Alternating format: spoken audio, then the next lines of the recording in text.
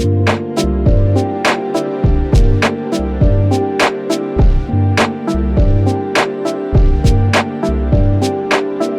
we learned that while Assassin's Creed Valhalla is getting another year of DLC from Ubisoft, that is not the case for Watch Dogs Legion.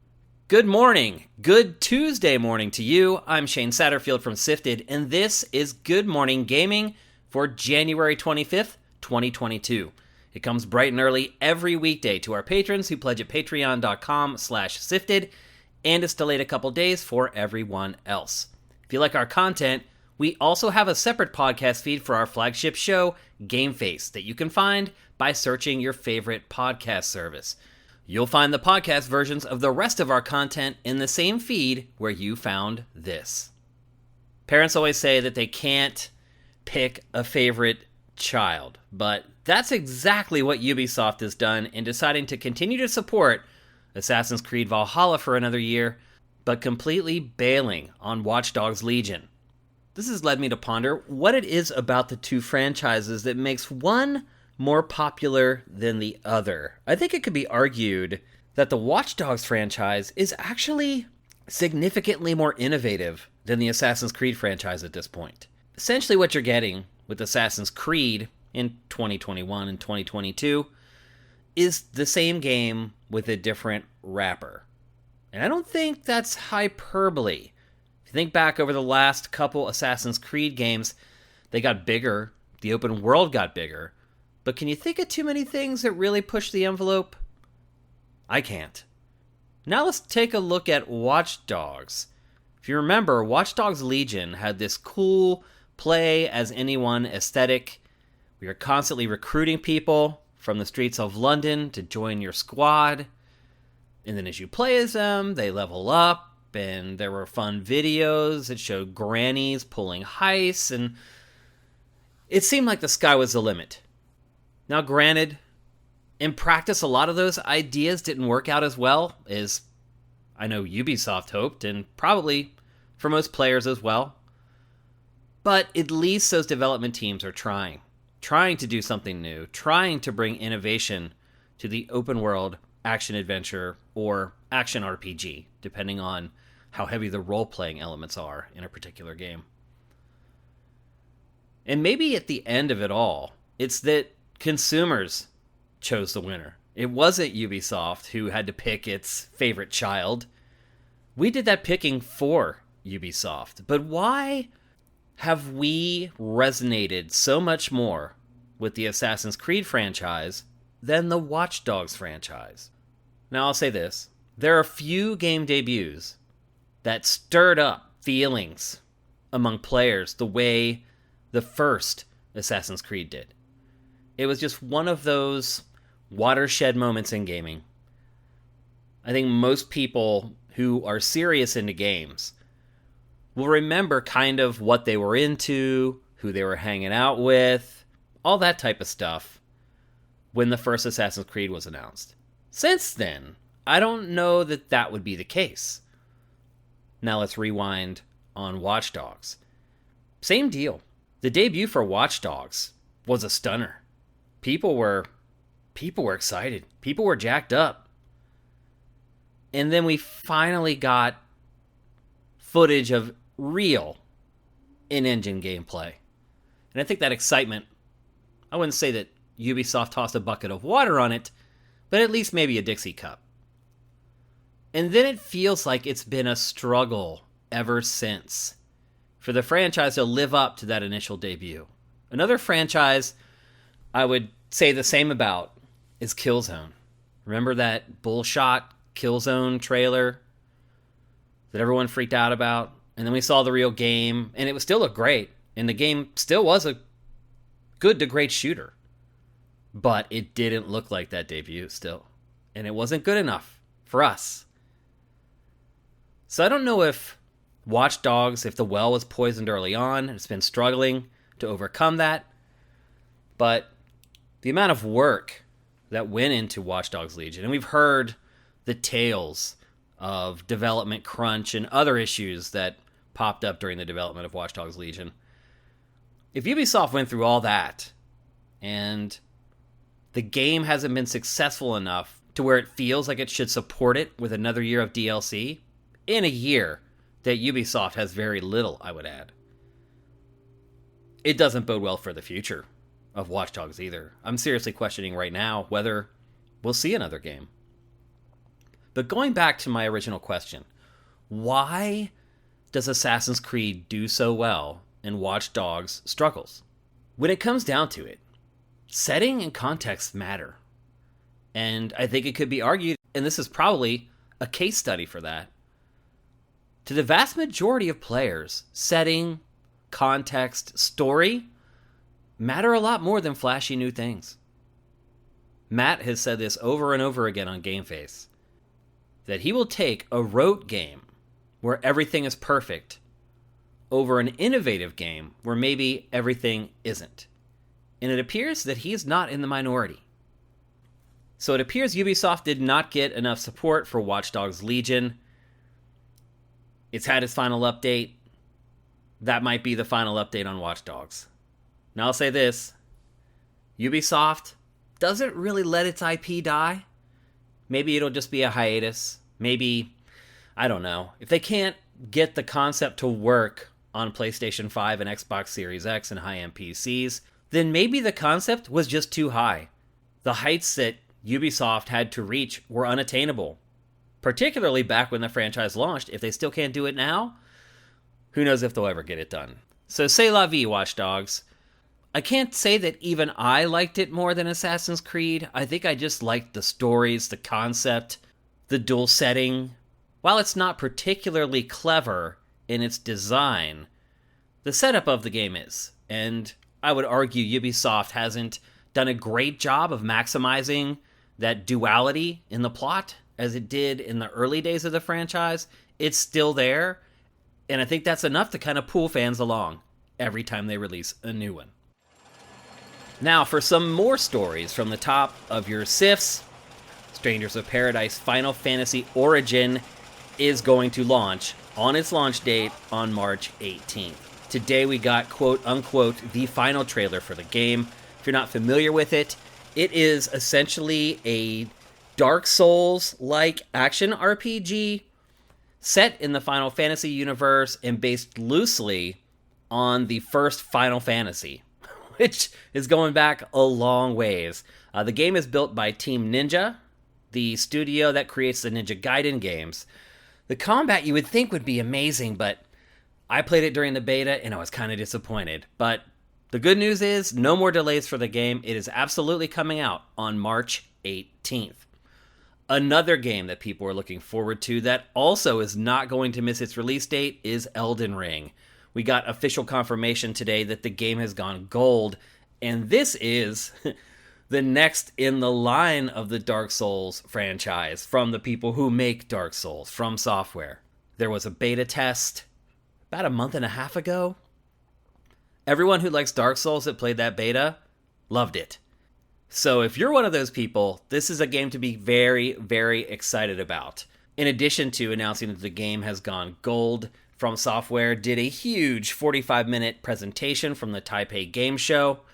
You can find that on Sifted if you just search for Elden Ring if you want to check it out yourself. Tons of new details that I'm not going to spoil here, but really the big deal is that Elden Ring has gone gold and there will be no more delays.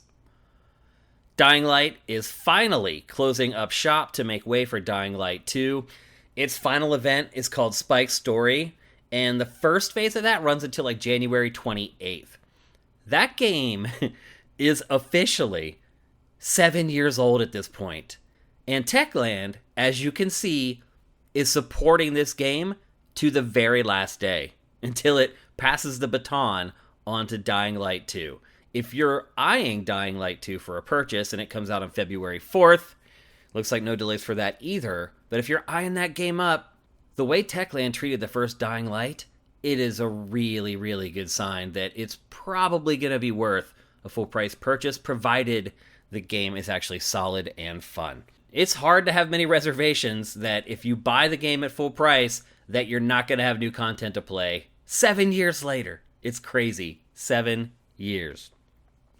And then finally, Valve Steam Deck, which is basically Valve's attempt at the Nintendo Switch, but in the PC environment, just got a new feature called Cloud Sync. Cloud Sync allows the Steam Deck handheld to be connected to the PC or docked like a Switch and continue play on your PC without shutting it down. This is a new feature for Steam Deck, which still isn't in people's hands yet, but they should be shipping out here pretty soon. The good news is, if you truly got the Steam Deck to emulate the environment of the Nintendo Switch, the ability to play games handheld and then immediately switch and play them on a television or a computer monitor, it's coming. Now, developers will have to implement the API into their games, so old games being played on Steam Deck probably aren't going to work. But hopefully, since it's now a part of the API, that any future PC game will be compatible with it, and you may even see a few publishers and developers go back and polish up some stuff just to make it compliant with all of the Steam Deck's features. We've talked about the Steam Deck on GameFace a couple of different times, and Matt and I kind of agree that it's really kind of a luxury item, and we struggle to kind of figure out where we would use it personally. But if you have a huge PC games library, we totally understand where you could get a lot of value out of Steam Deck, and if you pre-ordered one, you should be getting it soon. All right, we're going to take a break, and when we come back, we'll tackle today's boss fight.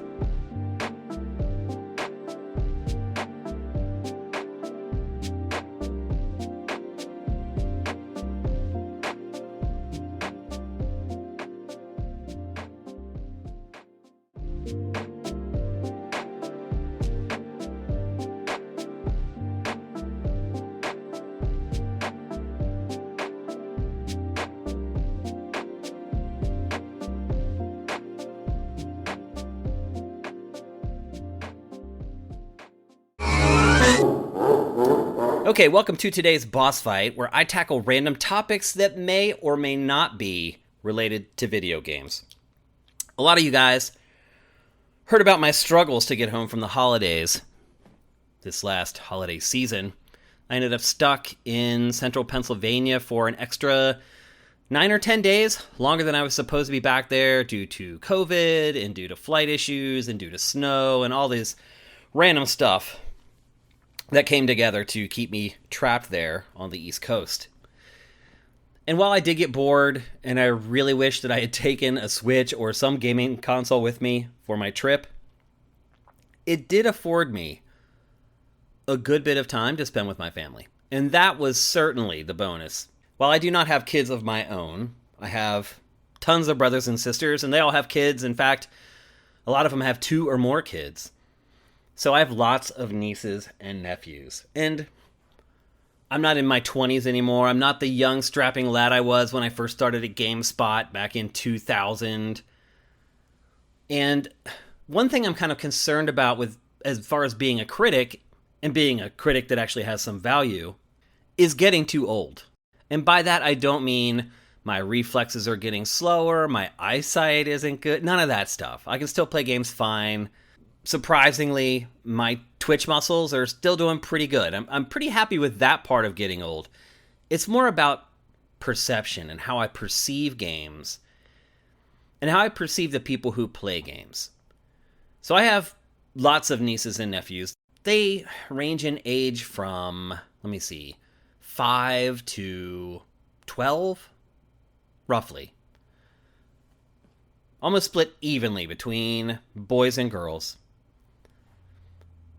And the holidays are always my chance to kind of be around younger people, really young people, because again, I don't have kids of my own, and understand or try to understand what it is that they like and what it is that they love. Not just in games, in everything, but specifically with games. And it's interesting, they don't realize that I am paying so much attention to them when they play video games. And they're just kind of off in their own little world having fun. And it's almost like I should pull out a notepad and start taking notes. I mean, that's how astute I am when I watch them interact with games. And because I had so much more time to be around them this holiday season, I discovered some pretty interesting things. First of all, they love Switch. All of them. Every single one of them has a Switch. Some of them have multiple Switches. They all have them. They all love them. They all treat them like complete trash. When I was a kid and I got a gaming console, I treated that thing like gold. I remember one time one of my friends came over and accidentally kicked my Atari 2600, and I literally almost had an aneurysm. But these kids, maybe they're trained to know that these things are really durable, but they just throw them wherever. I saw one of my nephews throw a Switch from the sidewalk 5 or 6 feet into the back seat of the car that he showed up in. Didn't care. It bounced off the seat and bounced off the door of the inside of the car. He didn't care. And all of them treated their Switches that way. Their screens were so filthy and disgusting, I could hardly see what was on the screen. Also, I would add, almost every single one of them had analog stick drift. And the hilarious part was, when I mentioned it to them, they had never really noticed it. They had, but they hadn't. I said, "Oh, you have analog stick drift." And my one nephew goes, "What are you talking about?" I'm like, "Your character is moving without pushing the stick." And I saw this light bulb go off in his head where he was like, "Yeah, that's been driving me crazy." And I thought it was just me. And so then I go through the process of telling their parents, you can get it replaced for free, and this is a website that you go to. I am the official game guru of the family. If anyone has questions about games, they come to me, and I'm totally okay with that. I would prefer that because I can keep them from wasting their money. The other thing I noticed, Fortnite is their kickball. So in my neighborhood, we'd go out, we'd play, and inevitably, by the end of the day, almost every single day, there was a neighborhood-wide kickball game. Even sometimes, you would get the parents to join in as they pulled into the driveway coming home from work at 5 o'clock or whatever, and the game would be going on in the side yard. You'd have them come over and, take a couple kicks or whatever. That's what it was like for me to be a kid. These kids, it's Fortnite. It's very interesting how a lot of their identity is built into whatever they've done in Fortnite. One of the biggest blow-ups at the holidays for me was when all the nieces and nephews got together for a dinner and they all started pulling out their Fortnite V-Buck cards and started adding up how many V-Bucks they had and trying to see who had the most. And when one niece realized that she had the least of everyone, she threw a tantrum. And the one who had the most did a dance around the room. It's very interesting how it drives their behavior. And I even heard a couple of my brothers and sisters using V-Bucks as a leverage tool for discipline. I'm going to take your V-Bucks cards, and they straightened right up. I'll say this too. The gap between boys and girls as far as playing games is completely gone. When I was a kid, I can't think of a single girl friend that came over and played video games with us. Not one. All the girls, all my nieces play games. All my nephews play games. They all play Fortnite, but they also have a side game. And the side game seems to be different for the boys versus the girls. For the boys, it was Mario Kart 8, it was Super Mario Odyssey, stuff like that. And for the girls, that second game was almost exclusively Roblox. And this holiday season was the first time I really understood just how big Roblox is. It is gigantic. The boys and girls were comparing their V-Bucks cards. There was a little subset of them who were comparing their Roblox points. I don't even know what they're officially called, but they all had their Roblox gift cards and they were adding up how many credits they had for Roblox, just like they were for Fortnite. And that's a huge change. When I was their age, there were no points cards to buy. There was nothing like this. Either you got a video game or you didn't get a video game. And that was pretty much it. And if you didn't get one that you wanted, you tried to find a friend who did get it so you could actually play it. Or maybe trade a game with that friend that they're waiting to play. It was a completely different world. Games also feel disposable when you're around them because they don't care about the game as much as they care about their presence in the game. They like Fortnite, and they talk about Fortnite, but it's not about the game. It's about what their character looks like in the game, how many cosmetics they have. Do they have the cosmetics that were hard to get? It's almost like they sit around talking about Pokemon cards or trading Pokemon cards. It was refreshing to be around them and see this whole other side of the industry that I rarely partake in at all. I dabble, but they live it. Another thing I would say too is that gaming comes in and out of their day spontaneously. When I was a kid, and I hate to be this whole like, when I was a kid, get off my lawn. I'm not saying that at all. But when I was a kid, there was time set aside for me to play games. I got home from school, I did my homework, I had dinner with the family, and then I had maybe an hour to play games before I had to go to bed. On the weekends, my parents were like, okay, you can play from 12 to 3.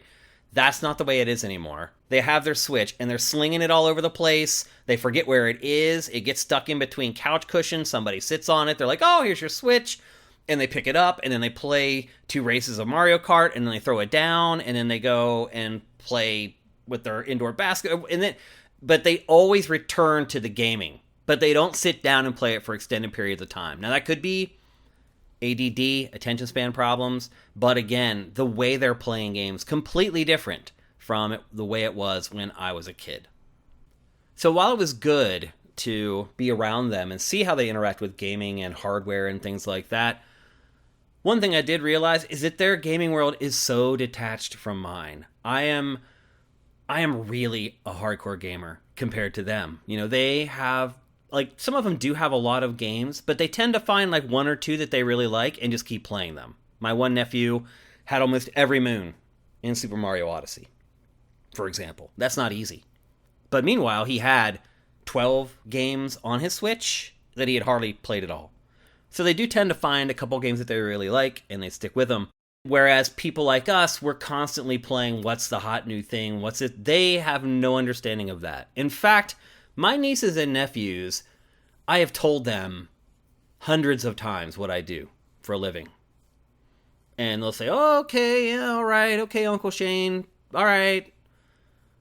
None of them understood what I did until this holiday season when someone in the house decided to put on a YouTube video of me. And then they got it.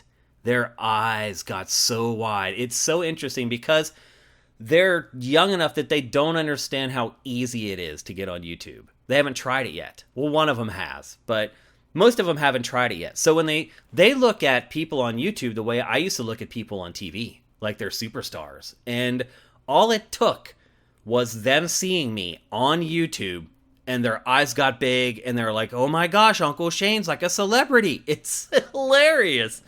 It's just this whole other way of looking at things. And it was refreshing. I think it was good for me. I think personally, I think also professionally, I think it'll help me with things that I do here on the site. And there are definitely times where I'm like, if I had kids, I might be doing things a little bit differently. But I do like that, best of all, I get to be fun Uncle Shane, who shows up at Christmas. I buy them fun stuff. I hang around with them. I play games with them. I play board games with them. I break all their new toys. And then they get cranky and they go home with my sister or my brother.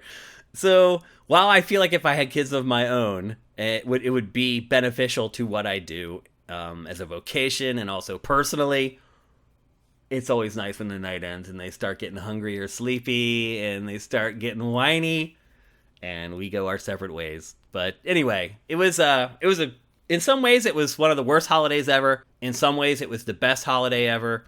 Most importantly, reconnecting with the younger people in my family gave me a whole new perspective on games, gaming culture, or the lack thereof in 2022.